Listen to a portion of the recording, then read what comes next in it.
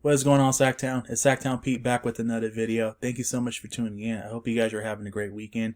The Sacramento Kings took a big dump tonight.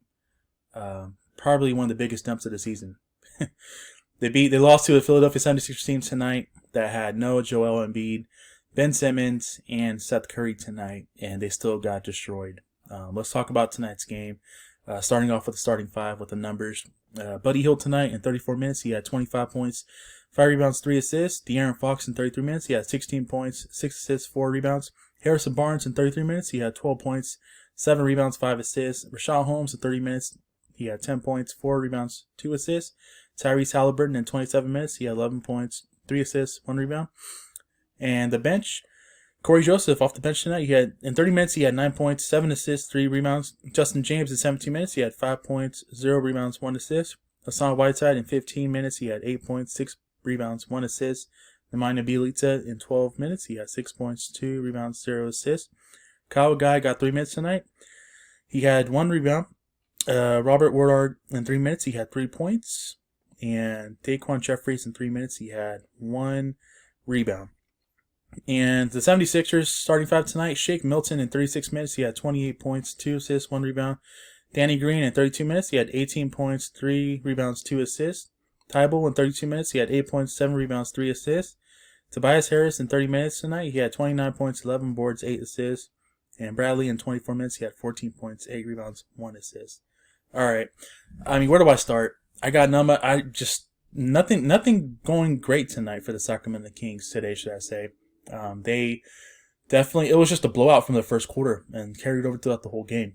At one point, they cut the lead to within 17 points. But majority of the game, the 76ers, no disrespect, but if you're the Sacramento Kings, you should be embarrassed about tonight's game, considering the fact that there was no Joel Embiid, there was no Ben Simmons, there was no Seth Curry, and just comparing how we played against this team previously last game, back in February, we played them really well. We lost by, I think, 7-8 points in Sacramento, and then tonight, it's just crazy how difference of a month makes, and this team just did not look good tonight in terms of, I'm talking about the Sacramento Kings.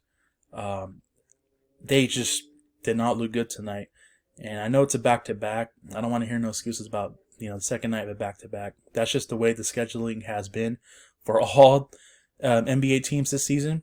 There's a lot of teams just like us that are going through second nights of the back-to-backs.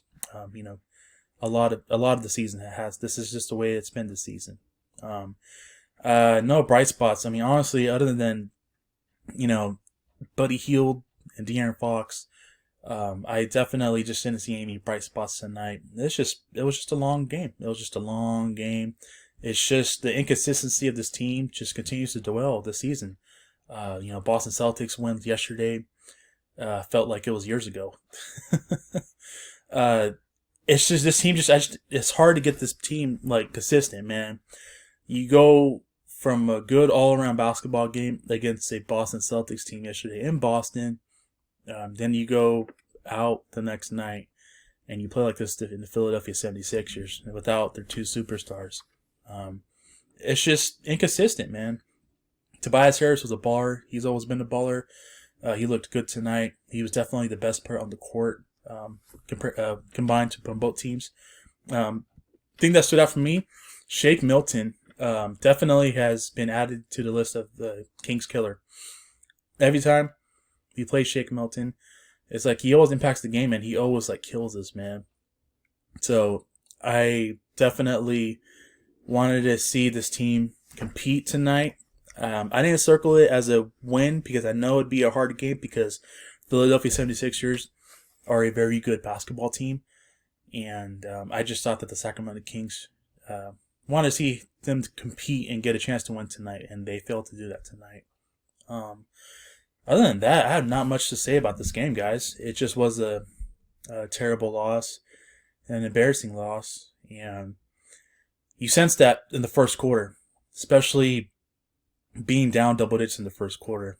Even I just shook my head, just thinking that, hey, maybe basketball is a game of runs, and the Kings did not make any runs tonight. It just was a terrible game overall for the Sacramento Kings. But that being said, guys, that's going to do it for me for tonight's video. I'm definitely just not trying to make any excuses for this team because they are what they are. They're inconsistent. They'll play one good, great game, a couple of stretch of games, should I say, and then they'll have these letdowns against these teams that are depleted with injuries. So that's just been the story for the Sacramento Kings this season so far. And the next game will be Monday against the Cleveland Cavaliers. We will see how that goes. They will play in Cleveland, and it's going to be a tough game. The Cavs got young legs. They got Colin Sexton. They got Darius Garland. They still have Drummond, I believe, and it's going to be a tough game for the Sacramento Kings. So I know Colin Sexton is a very good young basketball player that has put the Cavaliers on his back, and he continues to produce for them. So I'm eager to see that matchup between him and De'Aaron Fox, and I'm looking forward to seeing how the Sacramento Kings team responds on Monday against the Cleveland Cavaliers. With that being said, if you're new to my channel, welcome to my channel. Please hit the like and subscribe. I would greatly appreciate it. The Sacramento Kings, man, I'm seeing all the stuff on Twitter and coming up on my news feed. It's just some of the stuff that it's pretty funny. Just the whole inconsistency of the Sacramento Kings team, and getting exposed to it, and we're all used to it. We should be used to it by now, but I want to see this end. I want to see this narrative change.